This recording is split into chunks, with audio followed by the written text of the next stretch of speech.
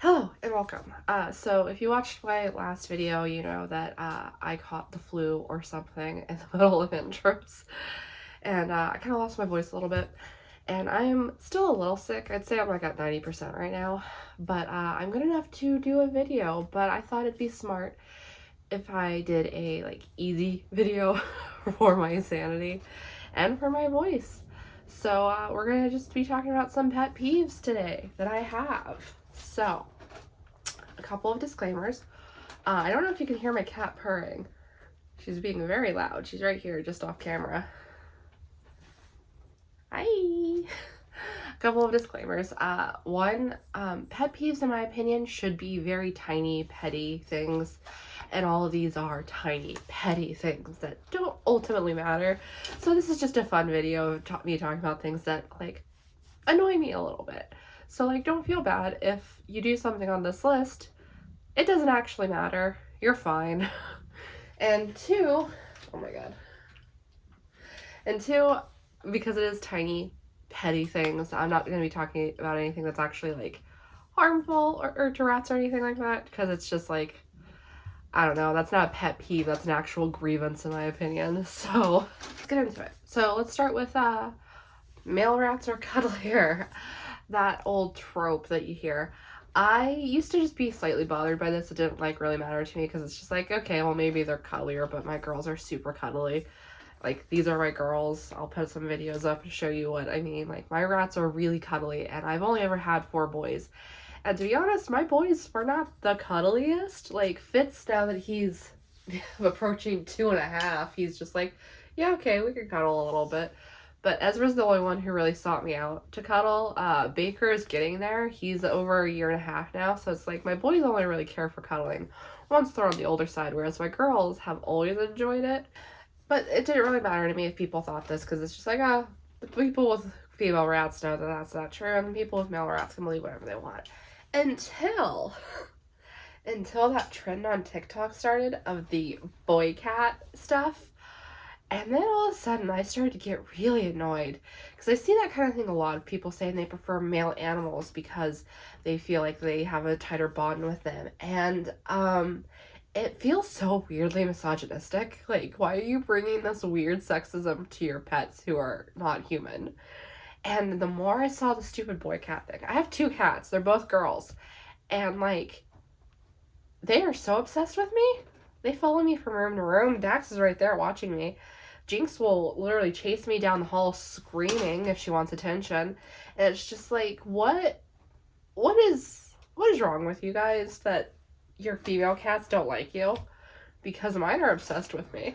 So it's just the more I saw the stupid boy cat thing, the more annoyed I got, because making it a trend that boy cats are more cuddly and will love you more is going to make it harder, or it could make it harder, for female cats to get adopted from shelters.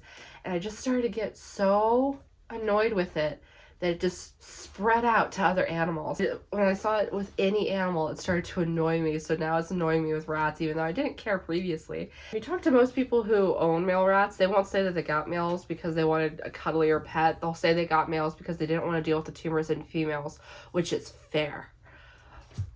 But yeah, that's why that annoys me. The next thing is when someone is talking about their rat and they say what their variety is, and someone else comes into the comments to correct them on that variety. This is truly a petty one. I've had this happen to me a couple of times. The first time was with Sailor. When I first got her, she was very young, and her silver mane coat hadn't really come in yet. So silver mane is a coat modifier, so it can basically be applied to any kind of coat, except for, I guess, hairless, because they don't have a coat. But basically it turns the tips of their hairs translucent, and it makes their coat super duper soft. So Sailor, when I first got her, she looked like this. So she looked kind of gray, kind of pale gray. And when I introduced her, I said that she was a silver mane because I knew her coat was still coming in. And someone told me that she was probably just a poor black. And I was just yeah, whatever. It didn't really bother me at the time. And then as she got older, she developed her silver mane coat. And then it happened again with these guys. Someone tried to convince me they were blue, which is really funny because when I first brought them home, this is what Jojo and Junimo looked like. and under what circumstances is that blue? But it didn't, again, it was just like mildly annoying. The reason it bothers me, the reason it's a pet peeve of mine, is because like 98% of the time it doesn't really matter. It just does not matter what people think the variety of the rat is. So if they introduce them and they call them a certain variety, swooping in to say, well, actually, they're probably this variety, it's pointless. It is just pointless, and I just don't get why people do it. Like, the only time it matters is if their variety is something that comes with health issues. And the rats that have those varieties, like with Harley, which pretty hard to mistake for something else. Hairless, again, hard to mistake for something else. Manx, hard to mistake for something else. There's black-eyed white, which, again, very clearly what that one is. Like, there's a variety called ivory that looks basically like a black-eyed white. So, it's just like, I don't know. It's pointless most of the time. So to do that, I feel oftentimes is just because you want to show them that you have more knowledge, and I don't get the point of it. Now, if you can quietly think it to yourself, just like, oh, that's not that variety. You can even talk about it with other people. It's just like, I don't think this is this variety. But just to correct them, I don't see the point of it, and it's like a mild pet peeve of mine.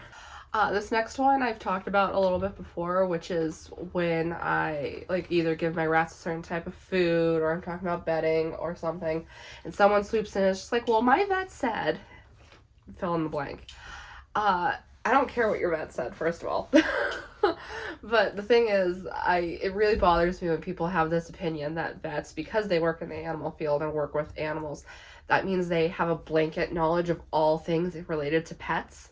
And that is just so not the case, especially since a lot of vets will see rats or exotic animals and they really don't have a lot of experience in that, and they still bring this like weird, almost egotistical knowledge to it. It's just like, you don't have any idea what their husbandry is like because you barely know what their veterinary care is supposed to be like. So yeah, you expect me to listen to you?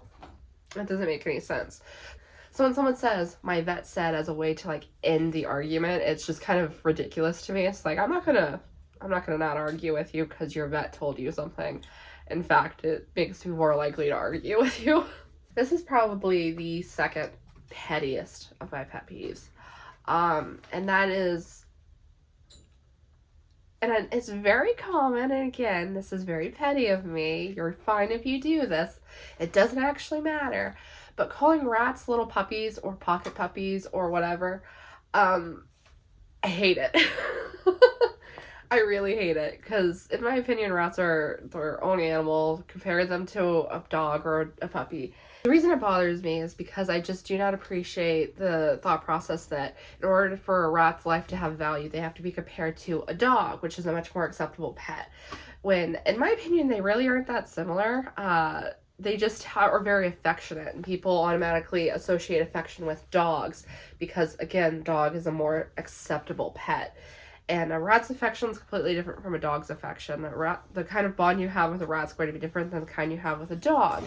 I adore my rats. I'm not much of a dog person, and that might be shining through, but it just bothers me. I will say, my dog is not loyal the way my rats are. My rats would never abandon me, and my dog decided she liked someone else more because I got a different chair and she couldn't cuddle me.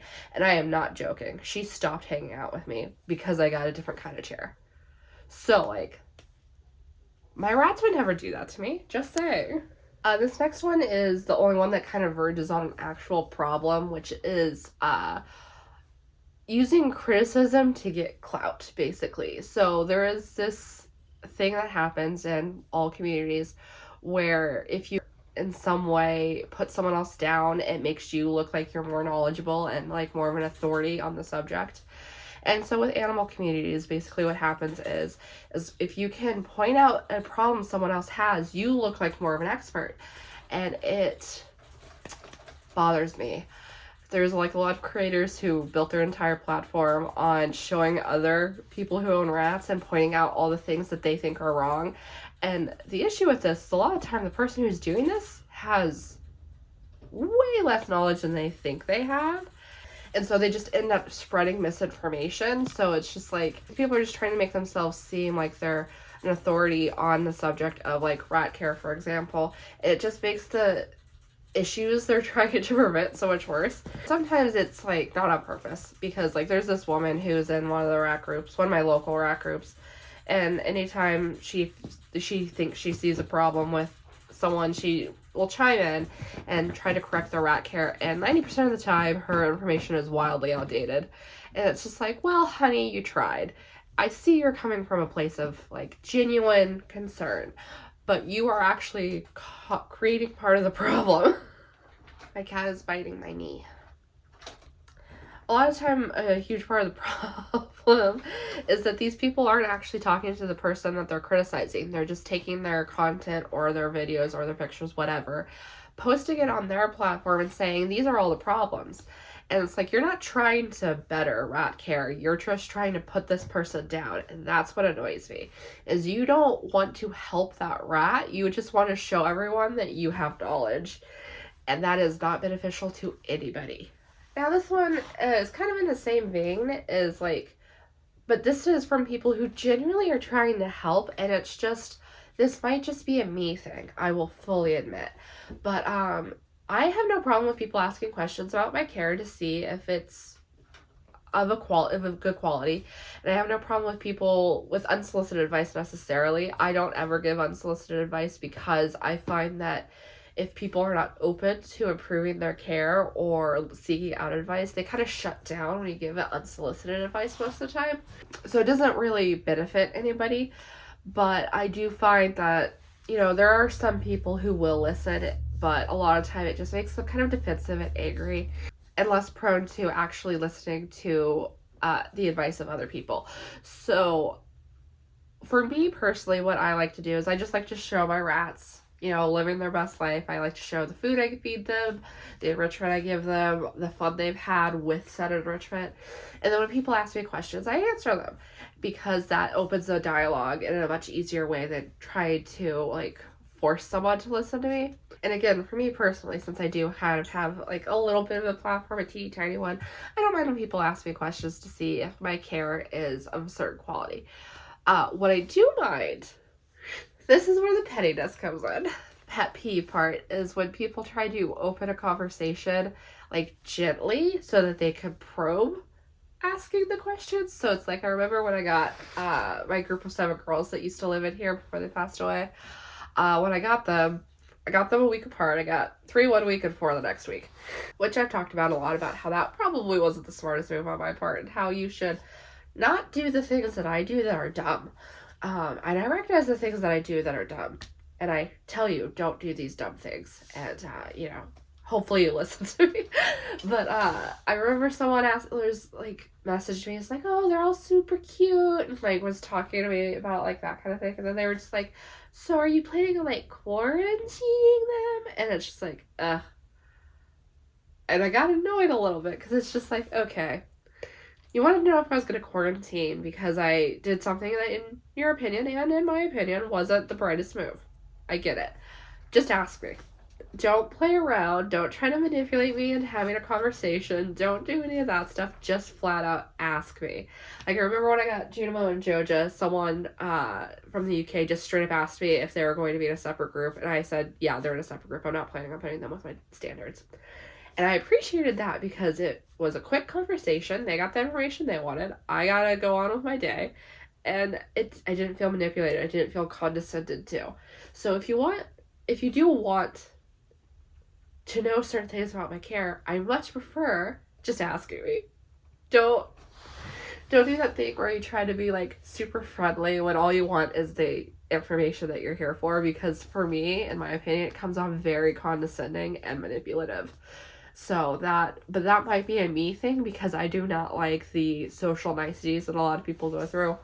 Like, I've talked about it with vets before, where I don't want them to gently give me the news. I want them to be blunt and quick so we can discuss our options. I don't want baby talk. I don't really want niceties. I just want them to get through the appointment as quickly and efficiently as possible without being rude. And I won't be rude to you. I just want it to be done.